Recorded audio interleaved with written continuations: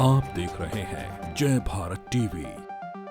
हमने आज तक जो है इतनी घमंडी सरकार, मतलब इस राज्य में प्रजातंत्र खत्म हो चुका है। आउटसोर्स के माध्यम से ऐसे युवाओं का भविष्य चौपट कर रहे हो और ऐसे उनको लगाया जा रहा है जिनकी संख्या 25-30 हज़ार है। इनका क्या होगा? अब बिना संवाद के अगर वो सुनना ही नहीं चाहते हैं तो फिर ये तो बड़ी दिक्कत का विषय है।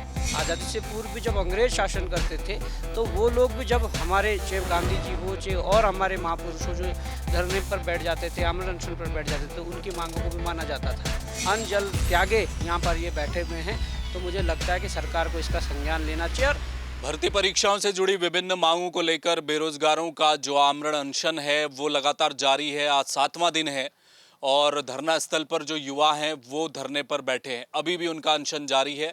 हालांकि बीच में पुलिस ने, प्रशासन ने जबरन इन्हें उठाकर हॉस्पिटल भी पहुंचाया, इन्हें एडमिट कराया गया, लेकिन हॉस्पिटल से निकलने के बाद एक बार फिर युवा यहाँ बैठ गए हैं और वो आमरण अनशन खत्म नहीं करना चाहते जब तक कि सरकार उन्हें इस बात का पुख्ता आश्वासन न दे जो मांगे वो उठा रहे हैं। राम गंडवाल लगातार 7वां दिन आज है और ये भूखे प्यासे यहाँ बैठे हैं। क्या ये आप आगे सोच रहे हैं? बातचीत करेंगे। राम भाई, अब कैसी आपकी तबीयत है? पहले ये बताइए कि आपको हॉस्पिटल ले जाया गया, क्या वहाँ एडमिट होने को कहा गया था, आप वहाँ से आए हैं, क्या क्या स्थिति है?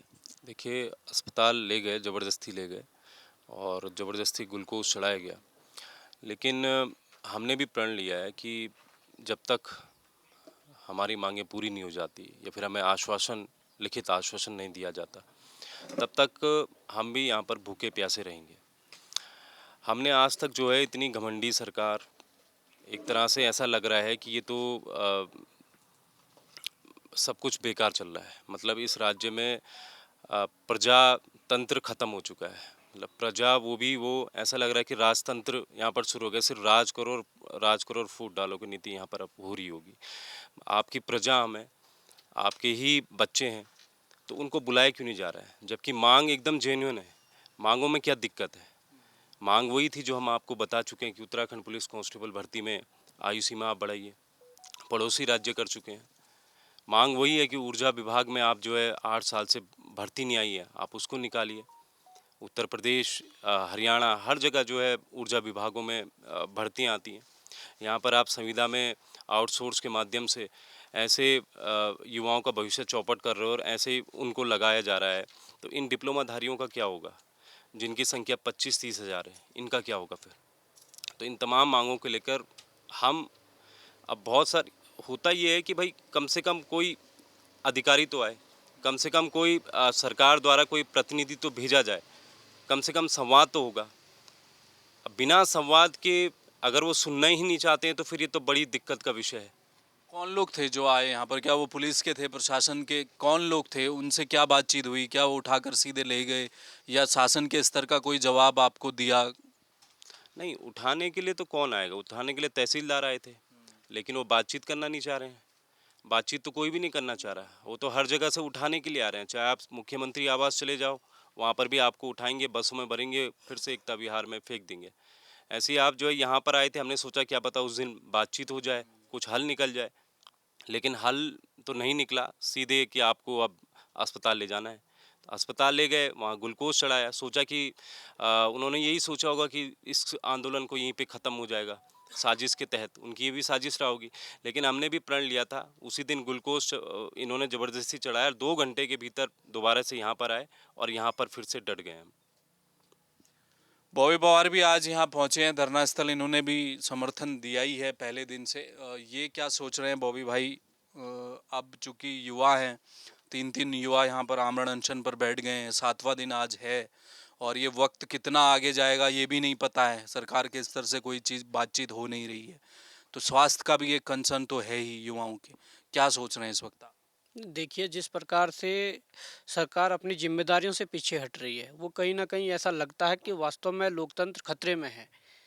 आज आज़ादी के बाद से लेकर जिस तरीके से इस देश में, या आज़ादी से पहले भी, जब अपनी मांगें मनवाने के लिए तमाम प्रकार के कदम उठाए जाते थे, उसमें कर्मिक अनशन होता था, आमरण अनशन होता था, या धरने प्रदर्शन होते थे, तो उसी क्रिया में सबसे बड़ा जो हथियार होता था वो आमरण अनशन का होता था।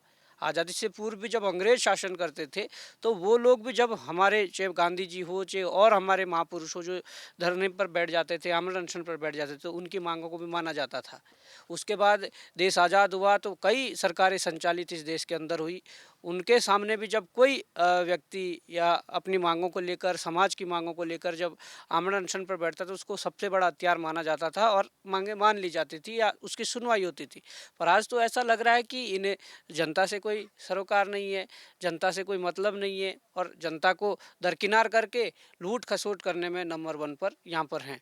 मैं चाहता हूँ कि जिस प्रकार से युवाओं का संघर्ष आज 7वें दिन अन्न जल त्यागे यहाँ पर ये बैठे हुए हैं, तो मुझे लगता है कि सरकार को इसका संज्ञान लेना चाहिए और संज्ञान लेकर कोई ना कोई कार्रवाई करके इन्हें न्याय मिलना चाहिए। और अगर ऐसा नहीं होता है तो युवाओं के द्वारा आगे भी तमाम प्रकार के और कदम उठाए जा सकते हैं जो कि सरकार के लिए भी घातक हो सकते हैं, उनके उस कुर्सी के लिए, उस पद के लिए भी घातक हो सकते हैं। मैं समझता हूँ कि ऐसी नौबत ना आए, सरकार उन्हें बुलाएं और उनको न्याय दें। अगर ऐसा नहीं होता तो निश्चित तौर पर आगे भी कदम उठाए जाएंगे और ये संघर्ष आगे बढ़ाया जाएगा। वही भाई, आप तो लंबे समय से संघर्ष किया ही है बेरोजगारों को लेकर। ये मांगे जो मुझे लग रहा है ये तो सामान्य सी मांगे हैं। कोई सीबीआई जांच की मुद्दा इतने लंबे समय तक आपने उठाया, अभी भी उठाया है, वो एक अलग विषय हो सकता है। वहाँ पर हम एक बार के लिए सोच सकते हैं कि सरकार असहज हो गई है, शायद नहीं करवाया जाएगा, और तरह से जांच हो ही रही हैं, कार्रवाइयाँ हो रही हैं। ये तो सामान्य सी बात है। यूपी में भर्ती जो हुई है उसमें एज बढ़ा दी गई है, हिमाचल में बढ़ा दी गई है, तो उत्तराखंड में इन सामान्य सी मांगों को भी क्या नहीं माना जाएगा, ऐसा लग रहा है? देखिए, ये तो इतनी सामान्य मांगे हैं, इसमें ना कोई कानूनी दांव पेच है, इसमें ना कोई टेक्निकल पॉइंट है कि जिससे ये ना हो सके, इससे ना कोई सरकार पर कोई वित्तीय भार पड़ रहा है। तो मैं समझता हूँ कि ये तो सरकार पता नहीं किस अभिमान में चूर है, क्या चाहती है। क्या सरकार ने जिस तरीके से जो अखबारों और विज्ञापनों के माध्यम से बड़ी संख्या में लोगों को गुमराह करने के लिए चीज़ें बाहर फेंकी है, तो मैं समझता हूँ कि सरकार चाहती है कि उस तरीके से ही वो काम चलाती रहे तो उनका काम हो जाएगा। काम तो हो जाएगा पर काम दूसरे तरीके का होगा, क्योंकि धरातल पर जो चीज़ें चल रही है वो युवाओं के साथ जो कर रही है सरकार, वो आज हम अगर अपने उस चीज़ को बाहर पब्लिश करते हैं, पब्लिक डोमेन में डालते हैं, तो वो चीज़ आज घर घर तक पहुंच रही है। घर घर तक पता है कि हाँ, अखबारों में जो हो रहा है वो पैसों के बल पर वो दिया जा रहा है, विज्ञापनों में जो दिया जा रहा है वो पैसों के बल पर छपवाया जा रहा है, दिखाया जा रहा है। आज घर घर तक बातें पहुंच रही है, तो निश्चित तौर पर अगर सरकार इसका संज्ञान नहीं लेती है तो इसका खामियाजा नुकसान सब सरकार को भुगतना पड़ेगा।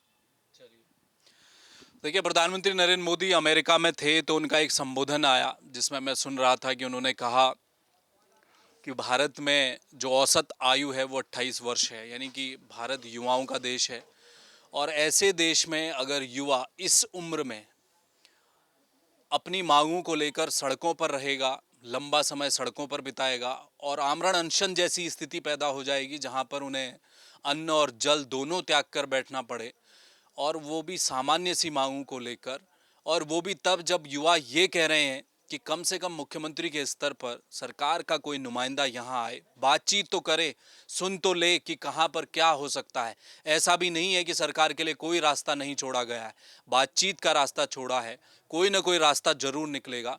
लेकिन युवाओं के स्वास्थ्य के साथ खिलवाड़ नहीं होना चाहिए। 3-3 युवा अभी आमरण अनशन में पर बैठे हैं, आगे और कितने बैठेंगे ये भी नहीं पता है। युवाओं की जिद है, इस उम्र की जिद को हम सभी जानते हैं, और ऐसे में अगर कोई अनहोनी हो गई तो उत्तराखंड अपने आप को माफ़ नहीं कर पाएगा। ये भी एक बड़ा सवाल है। अब देखना ये है कि सरकार की आंखें कब खुलेंगी। कम से कम बातचीत तो कर ही लेनी चाहिए। कैमरामैन मयूर उपाध्याय के साथ हेमभट्ट, जय भारत टीवी।